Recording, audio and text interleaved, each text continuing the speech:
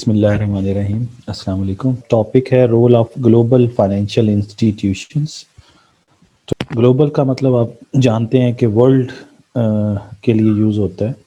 تو ورلڈ کے اندر، دنیا کے اندر جو فائنینشیل انسٹیٹیوشنز ہیں ان کا کیا رول ہے اور وہ ہے کون کون سے جو مین ہیں.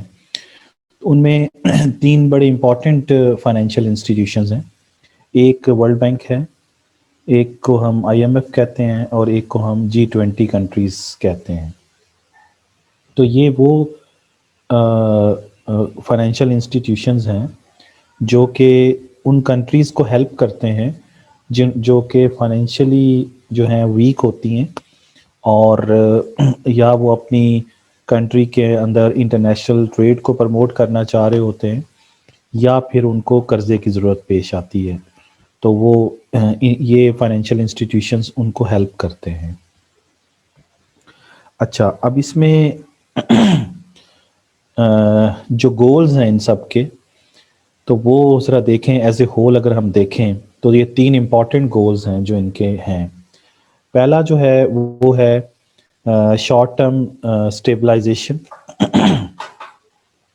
شارٹ ٹرم اسٹیبلائزیشن میئرس کے لیے، جو کہ آپ کسی بھی کنٹری اگر چاہتا ہے کہ وہ اپنی کنٹری کو اسٹیبلائز کرے، تو اس کے لیے شارٹ ٹرم کے لیے یہ لون دیتے ہیں، اور کسی بھی خاص کنٹری کو دے سکتے ہیں، یا پھر ایز اے ہول اگر پوری دنیا کی اکانومی کو انہوں نے اسٹیبلائز کرنا ہو تو اس کے لیے بھی یہ امپورٹنٹ رول پلے کرتے ہیں تینوں ادارے، یعنی world bank group, international monetary fund اور گروپ آف 20 کنٹریز. تو یہ تینوں جو گلوبل فائنینشیل انسٹیٹیوشنز ہیں نا، ان کے مین ان کا جو پرپز ہے نا، وہ یہ ہے کہ یہ اسٹیبلٹی لے کے آئیں ورلڈ اکانومی کے اندر. تو اسٹیبلٹی لانا سب سے امپورٹنٹ ان کا فنکشن ہے یا رول ہے. پھر دوسری بات یہ ہے کہ یہ medium and long term financial help بھی کرتے ہیں. تو ان کنٹریز کو یہ ہیلپ آؤٹ کرتے ہیں جو اپنی اکانومی کو ریسٹرکچر کرنا چاہ رہے ہوتے ہیں، اور یا پھر وہ انویسٹمنٹ کرنا چاہ رہے ہوتے ہیں اپنی اکانومیز کے اندر.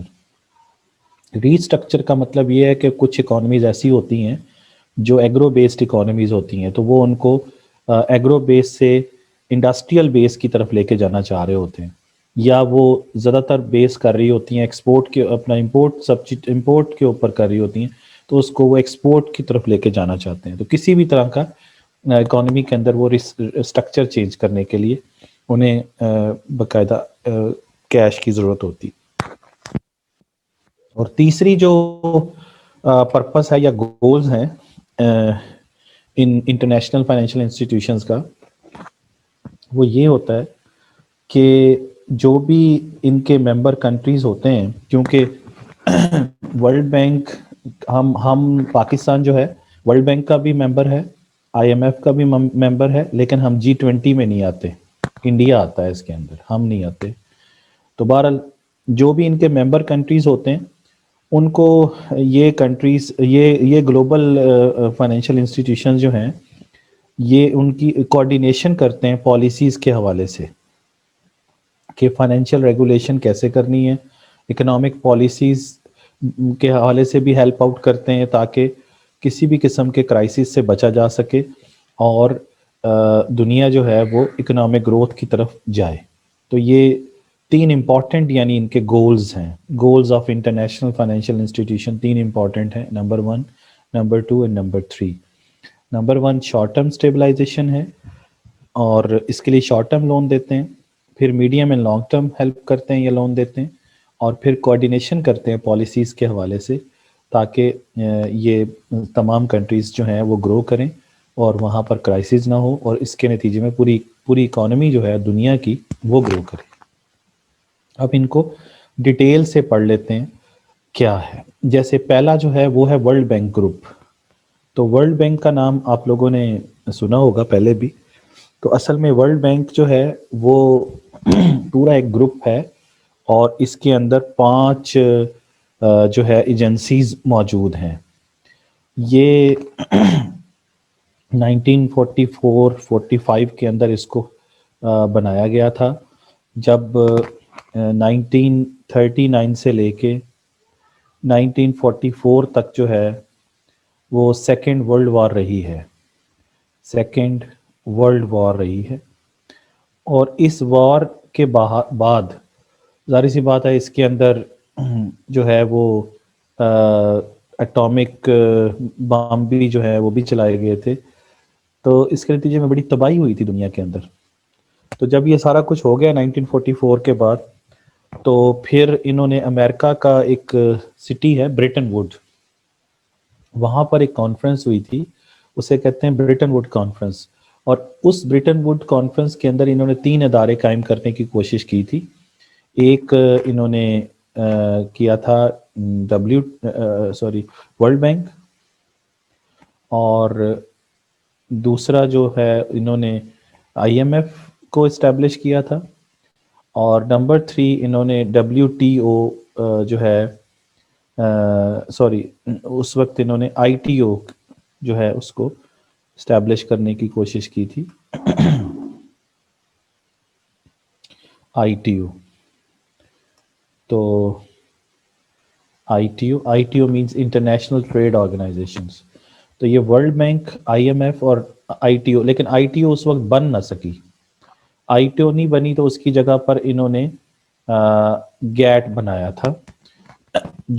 گیٹ جو ہے وہ اس کے الٹرنیٹو کے طور پر انہوں نے بنایا تھا، تو لیکن پھر بعد میں گیٹ کو بھی انہوں نے وائنڈ اپ کر دیا تھا 1995 کے اندر۔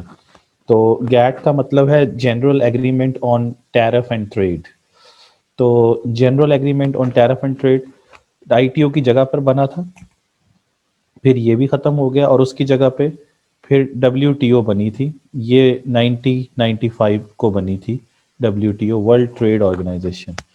تو یہ وہی ITO تھی جو کہ پہلے ITO کے نام سے بنانا چاہتے تھے لیکن پھر وہ نہ بن سکی، پھر WTO انہوں نے 1995 میں بنائی۔ یہ سارے ادارے 1944 میں بنے تھے، اور یہ امریکن سٹی ہے جس کو برٹن ووڈ کہتے ہیں، Bretton Wood, BRETTON، Bretton Woods conference ہوئی تھی، ٹھیک ہے نا جی۔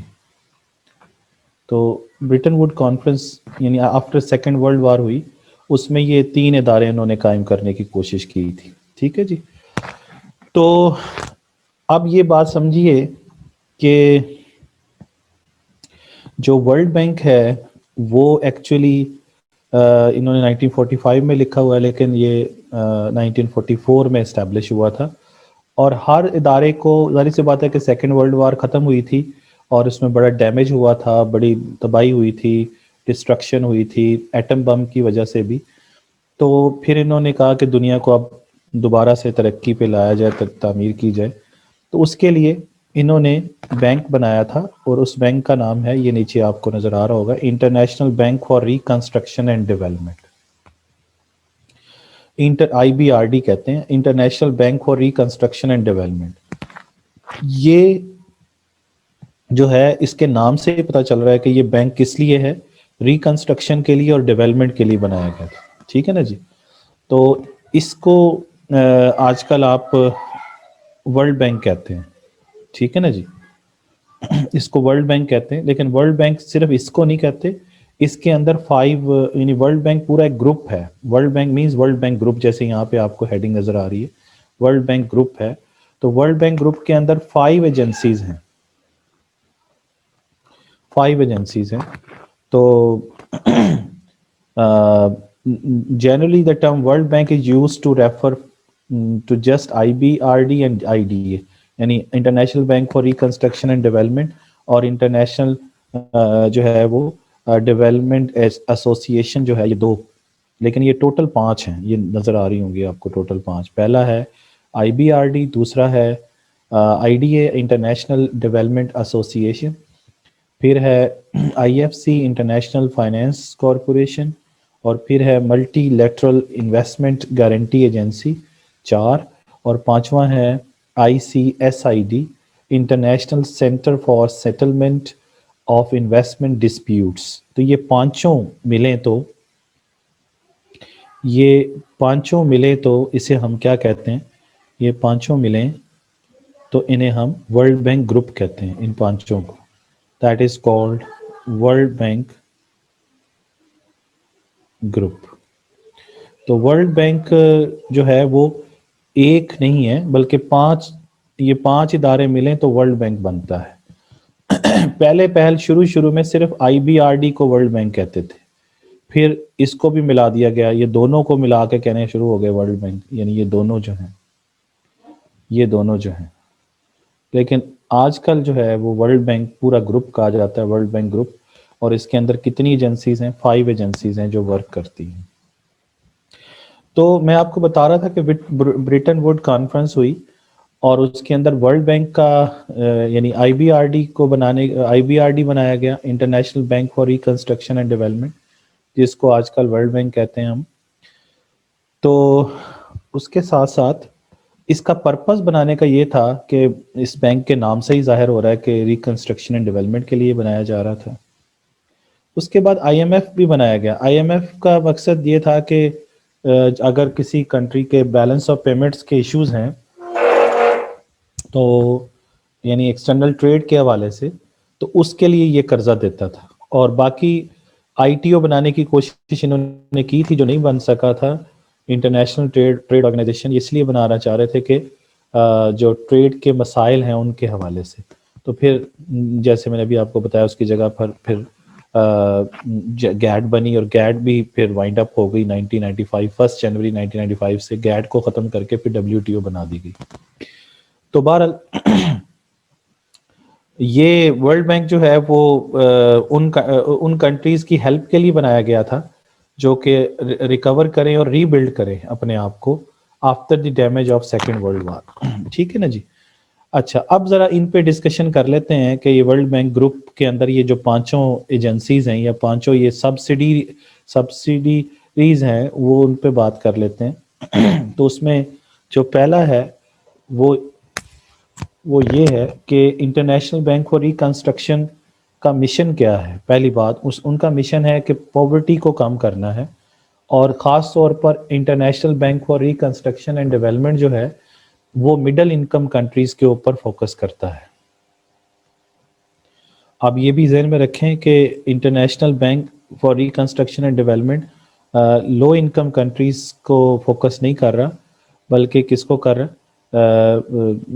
हाई इनकम को नहीं फोकस कर रहा, बल्कि मिडिल इनकम कंट्रीज़ को फोकस कर रहा है। और अगर आप वर्ल्ड बैंक की वेबसाइट पे चले जाएं ना तो वहाँ पे आपको इनकी क्लासिफिकेशन भी मिल जाएगी जो इन्होंने कंट्रीज़ की हुई है।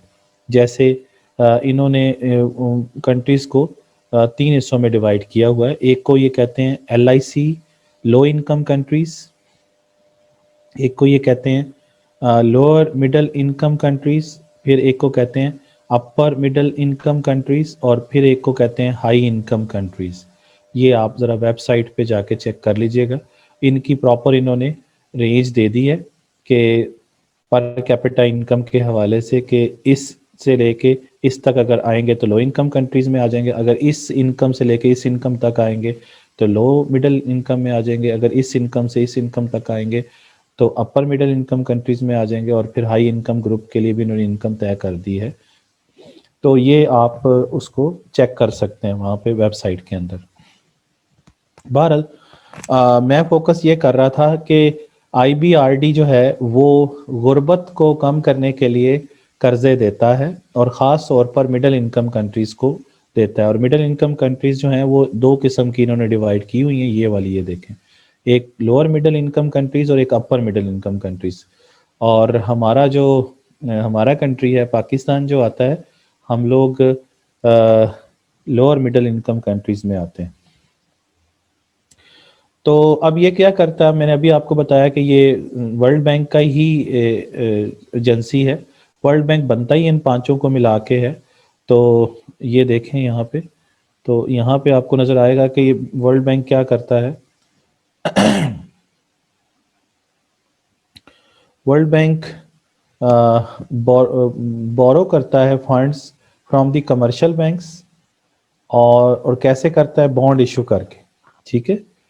اور چونکہ ورلڈ بینک کی کریڈٹ ریٹنگ بہت ہائی ہے، اس لیے اس کو آسانی سے جو ہے وہ فنڈز مل جاتے ہیں، اور لوور انٹرسٹ ریٹ پہ ان کو مل جاتے ہیں ورلڈ بینک کو یہ پیسہ، یعنی in comparison with the any central bank of the developing country.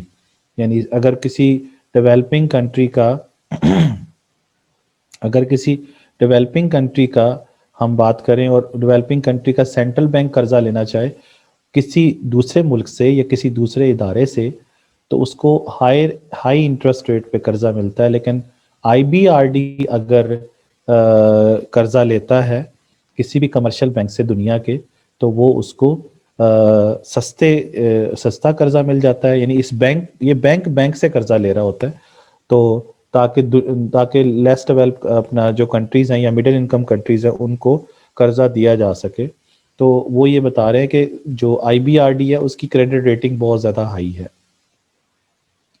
اس کا مطلب یہ ہے کہ جو بھی آئی بی آر ڈی قرضہ لیتا ہے وہ واپس کرتا ہے، اور اس کی پراپر جو ہے اس کا انٹرسٹ پے کرتا ہے، اور اس لیے اس کی کریڈٹ ریٹنگ ہائی ہے. لیکن وہ قرضہ لے کے پھر دیتا کن کو ہے؟ وہ مڈل انکم کنٹریز کو قرضہ دیتا ہے آئی بی آر ڈی. اور کس پرپس کے لیے قرضہ دیتا ہے؟ پاورٹی کو کم کرنے کے لیے دیتا ہے، ٹھیک ہے. اور یہ قرضہ کن کو دیتا ہے؟ اب اگلا سوال یہ ہے کہ قرضہ پہلے تو تھا یہ کہ آئی بی آر ڈی قرضہ لیتا کس سے ہے، یعنی پیسہ لیتا کہاں سے ہے. اب یہ ہے کہ یہ پیسے دیتا کن کو ہے آئی بی آر ڈی؟ تو یہ فنڈز دیتا ہے کن کو؟ گورنمنٹ کو اور گورنمنٹ کے اداروں کو. پبلک انٹرپرائزز مین گورنمنٹ کے جو ادارے ہوتے ہیں، اور کن کی؟ In developing countries. اور یہ لو ریٹ آف انٹرسٹ پہ دیتا ہے قرضہ. اور کس پرپس کے لیے دیتا ہے؟ تاکہ لوگ پیسہ لے کے اس کو انویسٹمنٹ پروجیکٹ پہ لگائیں. کون لگائے؟ ان لیس ڈیولپ کنٹریز کی یا ڈیولپنگ کنٹریز کی گورنمنٹس اور گورنمنٹ کے ادارے جو ہیں، تاکہ وہ ملک ترقی کریں. اور آئی بی آر ڈی جو ہے وہ اس چیز کو بھی انشور کرتا ہے کہ جو قرضہ وہ اس نے دیا ہے وہ واپس بھی اس کو مل جائے، کیونکہ اس نے بھی پہلے کسی سے لیا ہوتا ہے قرضہ. اور اس کے علاوہ I B R D sovereign charge بھی لیتا ہے. سوورن چارج کا مطلب یہ ہے کہ وہ گورنمنٹ سے انڈر ٹیکنگ لیتا ہے، اس ملک کی، جس ملک کو وہ قرضہ دے رہے ہوتے ہیں اس سے وہ انڈر ٹیکنگ لیتے ہیں کہ گورنمنٹ جو ہے وہ ہمیں انڈر ٹیکنگ دے کہ وہ قرضہ واپس بھی کریں گے. اس کو سوورن چارج کہتے ہیں. تو یہ آئی بی آر ڈی سمجھ آ گیا آپ کو؟ تو یہ پہلا ہے ورلڈ بینک گروپ کے اندر پہلی جو چیز ہے وہ میں نے آپ کے ساتھ ڈسکس کی ہے. اب دوسری کرتے ہیں. دوسرا ہے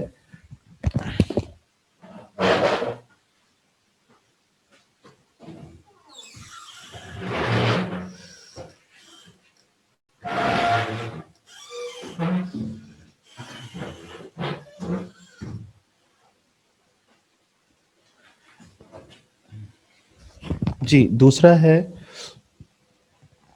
انٹرنیشنل ڈیولپمنٹ ایسوسی ایشن. تو انٹرنیشنل ڈیولپمنٹ ایسوسی ایشن کیا ہے؟ یہ بھی ورلڈ بینک گروپ کا ایجنسی ہے، اور خاص طور پر یہ آئی بی آر ڈی اور آئی ڈی اے کی بلڈنگ بھی ایک ہی ہے. یہ سیم سٹاف ہے ان کا اور سیم پریمیسز ہے. سیم سٹاف اور سیم ان کی بلڈنگ ہے. یعنی آئی بی آر ڈی اور آئی ڈی اے ایک ہی اس کی پریمیسز ہے، ایک ہی بلڈنگ ہے ان کی. اور یہ کیا کرتی ہے انٹرنیشنل ڈیولپمنٹ ایسوسی ایشن؟ یہ تقریباً 80 پورسٹ کنٹریز جو ہے نا دنیا میں، ان کو قرضہ دیتی ہے، لیکن اس کے اوپر انٹرسٹ نہیں لیتا. کتنی زبردست بات ہے کہ انٹرسٹ نہیں ہے. تو یہ نو انٹرسٹ لونز دیتے ہیں یا گرانٹس دیتے ہیں. ان کی زبان میں کریڈٹس کہتے ہیں. اور یہ کن کو دیتے ہیں؟ گورنمنٹس کو دیتے ہیں اور پبلک انٹرپرائزز کو دیتے ہیں، یعنی گورنمنٹ کے اداروں کو دیتے ہیں. کس کی؟ پورسٹ کنٹریز کی گورنمنٹ کو، اور پورسٹ کنٹریز کی جو گورنمنٹ کے ادارے ہوتے ہیں پبلک انٹرپرائزز ان کو دیتے ہیں، لیکن اس کے اوپر انٹرسٹ نہیں لیتے، پرنسپل اماؤنٹ ہی واپس لیتے ہیں. اور یہ لانگ ٹرم ہوتے ہیں لون، اور اس کی جو ڈیوریشن ہے وہ 35 to 40 ایئرس تک ہوتی ہے. یعنی 35 سے 40 سال کے لیے اگر آپ کو قرضہ مل جائے اور آپ نے وہ 40 سال کے بعد واپس کرنا، اور کرنا بھی اصل رقم ہی ہو، پرنسپل اماؤنٹ ہی، تو اور کیا چاہیے. تو یہ کس لیے کیا جاتا ہے؟ یہ 80 پورسٹ جو کنٹریز ہیں نا دنیا کے، ان کے لیے ہوتا ہے. اور یہ کس پرپس کے لیے آپ قرضہ دیتے ہیں؟ یہ ریسٹرکچرنگ کے لیے، یعنی اکانومی کو آپ ریسٹرکچر کرنا چاہتے ہیں. وہی بات ہے کہ اس کو ایگرو بیس سے انڈسٹریل بیس پہ لانا چاہتے ہیں، اور اس کنٹری کی انوائرمنٹل اور ہیلتھ ایشوز کو ٹیکل کرنے کے لیے یہ قرضہ دیتے ہیں آئی ڈی اے والے. اور یہ پیسہ کہاں سے لے کے آتے ہیں؟ یہ رچ کنٹریز جو ہوتے ہیں نا، جو ڈیولپ کنٹریز ہوتے ہیں، ان سے یہ پیسہ لیتے ہیں. فنڈز کہاں سے آتے ہیں ان کے پاس؟ آئی ڈی اے کے پاس. یہ رچ کنٹریز سے آتے ہیں، اور اس کے بدلے میں بھی سوورن چارج یہ لیتے ہیں. سوورن چارج میں نے ابھی سمجھایا کہ گورنمنٹ انڈر ٹیکنگ دیتی ہے کہ وہ پیسہ واپس کریں گے. تو یہ دو چیزیں سمجھ آ گئی ہمیں. تیسرا جو ہے وہ ہے international finance corporation. International finance corporation کیا کرتی ہے جی؟ یہ کیا کرتی ہے؟ یہ اسسٹ کرتی ہے پرائیویٹ سیکٹر کو انویسٹمنٹ پروجیکٹس کے حوالے سے، پرائیویٹ سیکٹر کو. ٹھیک ہے. اور اس کے پاس جو فنڈز ہوتے ہیں ان کے اپنے بھی ہوتے ہیں، اور انیشل انویسٹمنٹ کے لیے یہ فنڈز دیتے ہیں جو ان کے اپنے ہی ہوتے ہیں. اور پھر یہ انکریج کرتے ہیں کہ پرائیویٹ کیپٹل جو ہے یا پرائیویٹ انویسٹر جو ہے وہ اس کو انویسٹ کرے. اور یہ جو پیسہ اکٹھا کرتے ہیں آئی ایف سی والے، وہ بانڈ ایشو کر کے اور پھر اس کے اوپر اس کو دے دیتے ہیں. جتنا بانڈ پہ خود قرضہ لے لیتے ہیں، اور پھر اس کو تھوڑا سا مارجن رکھ کے وہ باقی پرائیویٹ سیکٹر کو دے دیتے ہیں، اور پرائیویٹ سیکٹر ان کو واپس کرتا ہے وہ قرضہ. اس کے لیے کوئی سوورن چارج نہیں ہے، نو سوورن چارج. گورنمنٹ اس کے لیے کوئی انڈرٹیکنگ نہیں دے گی، دینا ہی پرائیویٹ سیکٹر کو ہے. اچھا، پھر اس کے بعد چوتھا جو ہے وہ ہے multi lateral investment guarantee agency.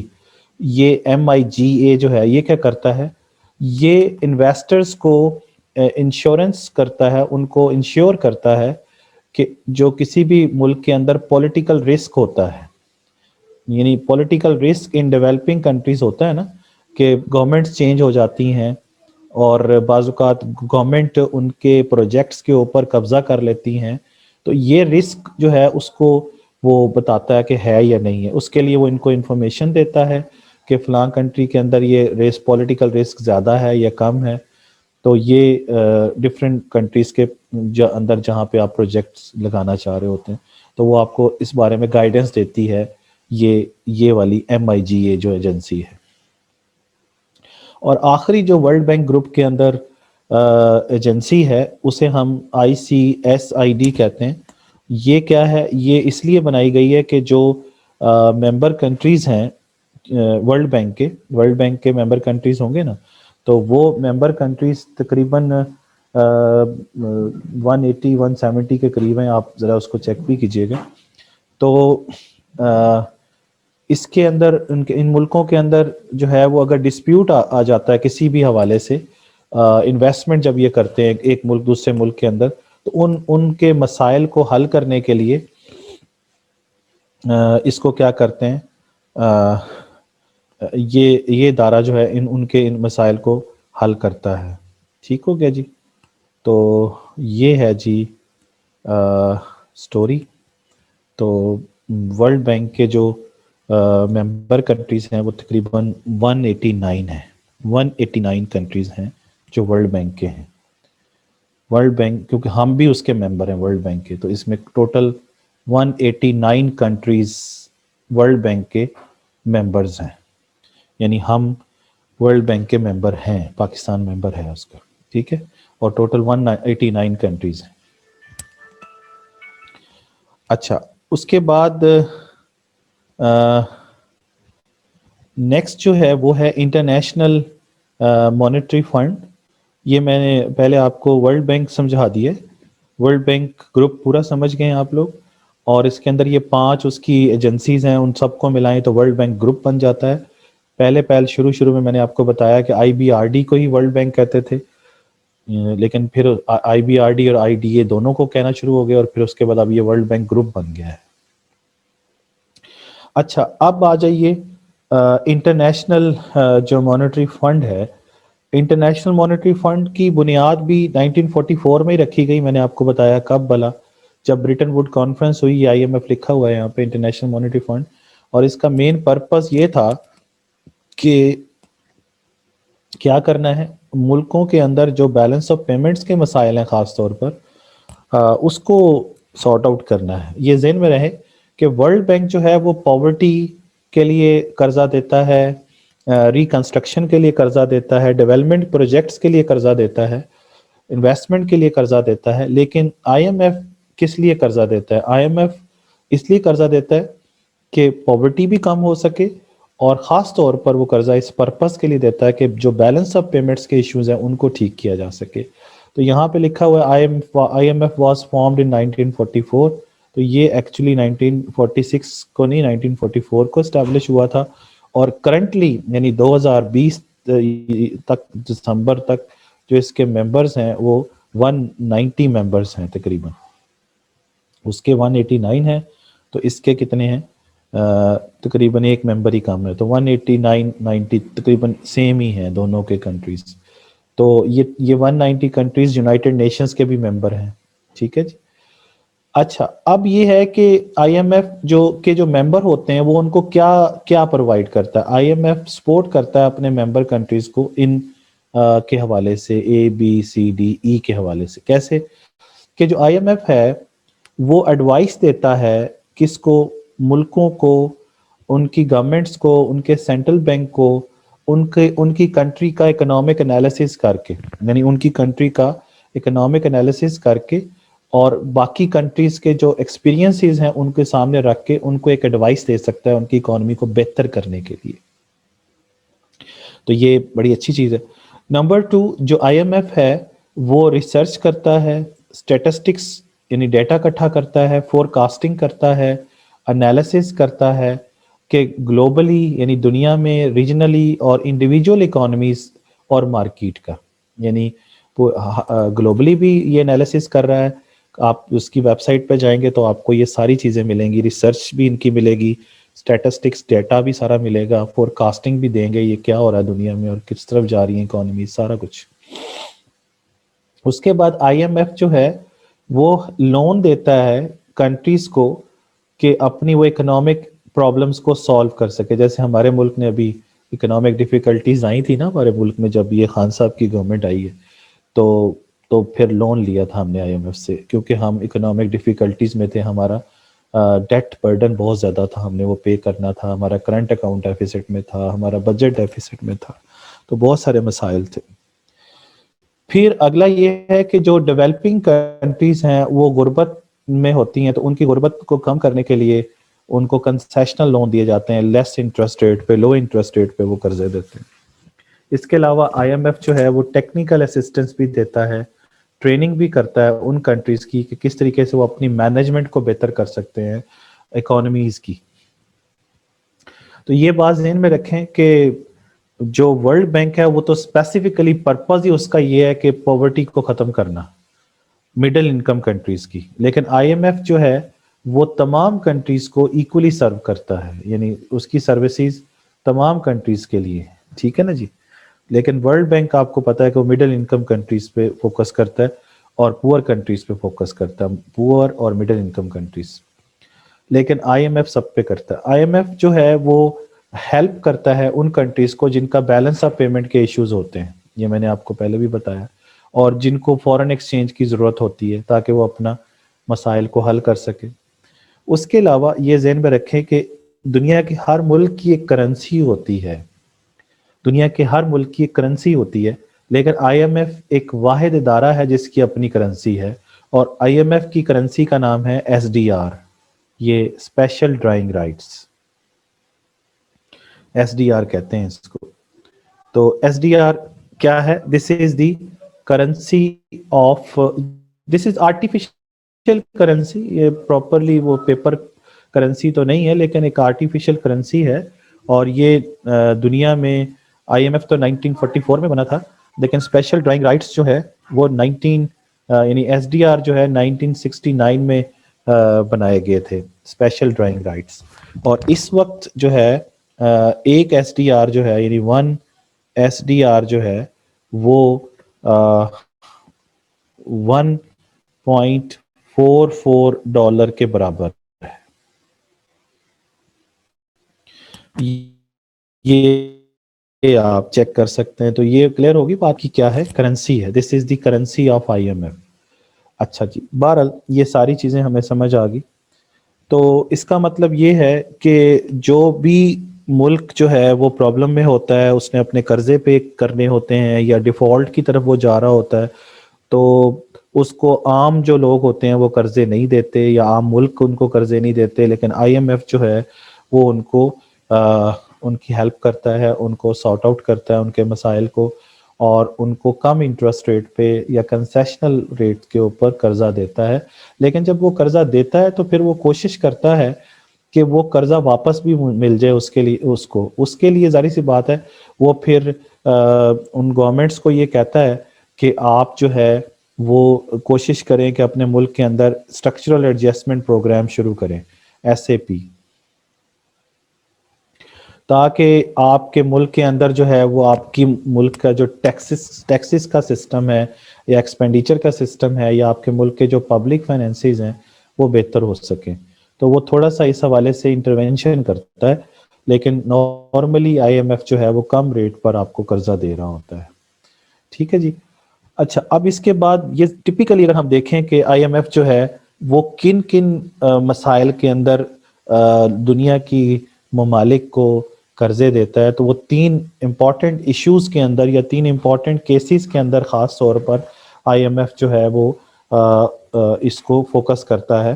Number 1, temporary cyclical problems آ جاتے ہیں کسی بھی اکانومی کے اندر. جیسے سائیکلیکل پرابلم کا مطلب یہی ہے کہ ٹریڈ سائیکل. تو جب آپ ٹریڈ سائیکل کی بات کریں گے تو آپ کو پتا ہے کہ ٹریڈ سائیکل کے 4 فیزز ہوتے ہیں. ڈپریشن ہوتا ہے, پھر ریکوری ہوتی ہے, پھر بوم ہوتا ہے, اور پھر ریسیشن ہوتا ہے. جیسے یہاں پر یہ سائیکلیکل اسے کہتے ہیں. تو ٹیمپریری سائیکلیکل پرابلم مینز کہ بعض اوقات ایسا ہوتا ہے کہ کسی بھی ملک کے اندر بوم سٹیج آئی ہوتی ہے ٹریڈ سائیکل کی, یعنی یہ والی سٹیج ہوتی ہے اپورڈ, یہاں پہ ہوتی ہے اکانومی بوم پہ. تو جب اکانومی بوم پہ ہوتی ہے تو ظاہر سی بات ہے کہ اس کے وہ کنٹری ایکسپورٹ بھی کر رہی ہوتی ہے, امپورٹ بھی بہت زیادہ کر رہی ہوتی ہے, جس کی وجہ سے اس کی امپورٹس بعض اوقات زیادہ ہو جاتی ہے بوم کی وجہ سے, کیونکہ لوگوں کی انکم بہت ہائی ہوتی ہے, اور انکم ہائی ہونے کی وجہ سے وہ امپورٹڈ گڈس زیادہ استعمال کر رہے ہوتے ہیں, اور جس کی وجہ سے ان کی کرنٹ اکاؤنٹ ڈیفیسٹ میں چلا جاتا ہے اور بیلنس آف پیمنٹ بھی ڈیفیسٹ میں چلا جاتا ہے. تو اس کے لیے جو ہے وہ IMF جو ہے ان کو SDR دیتا ہے تاکہ وہ اپنے اس مسئلے کو حل کر سکے. تو پہلا یہ ٹیمپریری ایشو کو سالو کر لیا انہوں نے. نمبر 2 جو ہے وہ IMF کب قرضہ دیتا ہے؟ جب کسی ملک کا اسٹرکچرل ڈیفیسٹ آتا ہے. آپ کو پتا ہے کہ اسٹرکچرل ڈیفیسٹ کا مطلب یہ ہوتا ہے کہ گورنمنٹ کے ایکسپینڈیچر جو ہے گورنمنٹ کے ریونیو سے زیادہ ہوتے ہیں, لیکن اس پوائنٹ پر فل امپلائمنٹ لیول پہ وہ ہوتا ہے. اگر فل امپلائمنٹ لیول پہ اگر بجٹ ڈیفیسٹ میں چلا جائے تو اسے اسٹرکچرل ڈیفیسٹ کہتے ہیں. تو اس کا مطلب یہ ہے کہ کوئی بھی کنٹری ایسا ہو سکتا ہے جو اپنی اکانومی کو گروتھ کو بڑھانا چاہ رہا ہوتا ہے, تو اس کے لیے وہ ہیویلی جو ہے وہ بورو کرتا ہے, بوروئنگ کر کے وہ اپنی اکانومی کو کی گروتھ چاہتا ہے. لیکن بعض اوقات وہ گروتھ ہو نہیں پاتی ہے, یعنی پیسہ لیا دنیا سے انہوں نے اور اس کو انویسٹ کیا تاکہ ان کی اکانومی گرو کرے, اور بوروئنگ کر کے یعنی قرضہ لے کے وہ گرو کرنا چاہ رہے ہوتے ہیں, لیکن وہ گروتھ کے جو بلیسنگز ہوتی ہیں وہ ان کو ڈیلے ہو جاتی ہیں یا وہ مل نہیں پاتی ہیں ان کو. تو اس وجہ سے ان کو اب پھر انٹرسٹ پے کرنا پڑتا ہے, لیکن ان کے پاس اتنا پیسہ نہیں ہوتا ہے. تو وہ کیا کرتے ہیں, ان کی کریڈٹ ریٹنگ جو ہے وہ بہتر نہیں ہوتی ہے, تو کیونکہ پہلے ہی ہیوج ایکسٹرنل انٹرسٹ پیمنٹ انہوں نے کرنی ہوتی ہیں, اور بیڈ کریڈٹ ریٹنگ کی وجہ سے ان کو وہ بورو نہیں کر پاتے ہیں. تو کیونکہ انہوں نے انٹرسٹ تو پے کرنا ہے, تو کیونکہ وہ قرضہ لے کے انہوں نے اکانومی میں خرچ کیا ہوا تھا. تو اس وقت یہ سچویشن جب آتی ہے تو پھر وہاں پہ IMF جو ہے وہ انوالو ہوتا ہے اور ان کو اس پرابلم سے نکالتا ہے. اور آخری جو ہے وہ کسی بھی اکانومی کے اندر سیکٹورل پرابلم آ جاتے ہیں, یعنی کوئی ایگریکلچر سیکٹر, انڈسٹریل سیکٹر, کوئی بھی سیکٹر, بینکنگ سیکٹر, جیسے آپ نے دیکھا تھا فائنینشیل کرائسس آیا تھا جب دنیا میں 2009 میں، تو بینکنگ اور فائنینشیل سسٹم جو ہے وہ کرائسس میں چلا گیا تھا. تو اس وقت جو ہے وہ ان کو ریکیپٹلائز کرتا ہے، ان کو جو بینیفٹ دیا یا ان کا مسئلے کا حل کیا وہ IMF نے کیا. ٹھیک ہو گیا جی. تو یہ سارے چیزیں کلیئر ہو گئی آپ کو. تو اس کا مطلب یہ ہے کہ IMF جو ہے وہ اس کے علاوہ IMF کی بیلنس ویب سائٹ پہ جائیں، وہاں پہ آپ کو ڈیٹا بھی ملے گا، سارا پوری دنیا کا اکانومی کا ڈیٹا موجود ہے، اور وہ آپ کو بیلنس آف پیمنٹس کے حوالے سے کیلکولیشن کا ڈیٹا بھی وہاں پہ آسانی سے مل جاتا ہے، زیادہ تر کیونکہ IMF کا تعلق ہی بیلنس آف پیمنٹ سے ہے. اچھا جی، آخری چونکہ ہم لوگ پڑھ رہے تھے گلوبل فائنینشیل انسٹیٹیوشنز، تو میں نے آپ کو بتایا تھا کہ 3 امپورٹنٹ گلوبل فائنینشیل انسٹیٹیوشن ہیں. ہم ورلڈ بینک کے بھی ممبر ہیں، ہم IMF کے بھی ماشاءاللہ ممبر ہیں، اور پائنیئر ممبر ہیں، کیونکہ 1944 میں یہ دونوں بنے اور ہم 1947 میں بنے تھے، تو ہم نے بنتے ہی ان کے ممبر بن گئے تھے. G20 میں ابھی ہم نہیں پہنچ سکے، تو بہرحال لیکن G20 کا میں آپ کو تعارف کروا دوں. G20 جو ہے وہ ایکچولی گروپ آف 20 کنٹریز ہے، جو کہ اس کے اندر کیا ہے کہ 20 جو ٹاپ کنٹریز ہیں ان کے فائنینس منسٹرز کا یہ گروپ ہے، اور ان کے سینٹرل بینک کے گورنرز کا گروپ ہے. 20 اکانومیز کی 19 کنٹریز ایک طرف ہیں، اور یورپین یونین آپ کو پتہ ہے ایک پورا دنیا علیحدہ ہے، ان کا علیحدہ ہے، مطلب ان کو ون سمجھ لیجئے. تو یورپین یونین کا جو پریزیڈنٹ ہوتا ہے نا وہ اس میں آ جاتا ہے، مطلب ان کا فائنینس منسٹر تو نہیں ہے نا، اور پھر یورپین سینٹرل بینک کا ان کا بندہ وہاں پہ جاتا ہے، کیونکہ ہر اکانومی سے 2 بندے ہوتے ہیں، ایک ان کا فائنینس منسٹر اور ایک ان کا سینٹرل بینک کا گورنر. تو 20 ملک ہیں، تو 40 بندوں کا یہ 40% مل کر ان کی کانفرنس ہوتی ہے. تو اس کا مطلب یہ ہے کہ اگر یہ G20 کی اگر ہم تھوڑی سی امپورٹنس پہ بات کریں تو یہ دنیا کی 2/3 آبادی انہی 20 ملکوں پہ مشتمل ہے. دنیا کی 2/3 مطلب پاپولیشن جو ہے وہ انہی 20 کنٹریز پہ مشتمل ہے، اور دنیا کی تقریباً 85% GDP انہی ملکوں کی ہے. اگر دنیا کی GDP 100 ہو تو ان 20 کنٹریز کی GDP 85 بنتی ہے، یعنی تقریباً دیکھ لیں کہ 85%. تو یہ اتنے امپورٹنٹ گروپ ہے. اچھا، اب یہ کیا کرتا ہے؟ یہ اینولی ان کا سمٹ ہوتا ہے، میٹنگ ہوتی ہے، اور یہ ڈسکس کرتے ہیں اس میں گلوبل فائنینشیل ایشوز کو، اور یہ 3 چیزوں پہ زیادہ فوکس کرتے ہیں G20 والے. تو یہ دیکھتے ہیں کہ فائنینشیل کرائسس کو کیسے ڈیل کرنا ہے، جیسے کہ 2007-10 میں فائنینشیل کرائسس آیا تھا، اس کو بھی انہوں نے کیا تھا کہ اس کو کیسے کرنا ہے. پھر یہ کوشش کرتے ہیں کہ جو ٹیکس کی پالیسیز ہیں تمام کنٹریز کے اندر وہ ایک جیسی ہو جائیں، ہارمونائزیشن ہو جائیں، یعنی ایک جیسی ہو جائیں، اور ٹیکس اوائڈنس کو کم سے کم کرنے کے طریقے ڈھونڈتے ہیں کہ دنیا میں لوگ ٹیکس دیں، ٹیکس کو اوائڈ نہ کریں. تو اس کے اوپر یہ ورکنگ کرتے ہیں. اور پھر اس کے علاوہ یہ اس چیز پر بھی ایگری کرتے ہیں کہ ایسی پالیسیز بنائی جائیں جس سے اللیگل ٹرانسفر آف منی جو ہے اس کو ڈیٹیکٹ بھی کیا جائے اور اس کو ریڈیوس بھی کیا جائے. کیونکہ اللیگل ٹرانسفر آف منی جو ہے وہ ظاہر سی بات ہے کرائم سے آئے گی یا ٹیررزم سے آئے گی، اس طرح کی جو ایکٹیویٹیز ہیں ان کے نتیجے میں آتی ہیں. تو یہ اس چیز کو یہ کرنے کی کوشش کرتے ہیں کہ اللیگل ٹرانسفر آف منی نہ ہو اور اس کو کم سے کم کیا جائے. تو یہ 3 ان کے امپورٹنٹ فوکس ہیں، یعنی فائنینشیل کرائسس کو ڈیل کرنا، پوری دنیا کے اندر ٹیکس پالیسیز کو ہارمونائز کرنا، اور ٹیکس کو اوائڈنس کو کم کرنا، اور اللیگل ٹرانسفر آف منی کو ریڈیوس کرنا اور ڈیٹیکٹ کرنا. تو یہ جو G20 ہے یہ بہت زیادہ آج کل انفلوئنشل ہے، اور یہ 2008 میں فارم ہوئی تھی. ایکچولی یہ فارم ہوئی تھی 1999 میں، لیکن اس وقت یہ G7 کے نام سے تھی. پھر اس کے کنٹریز بڑھتے چلے گئے،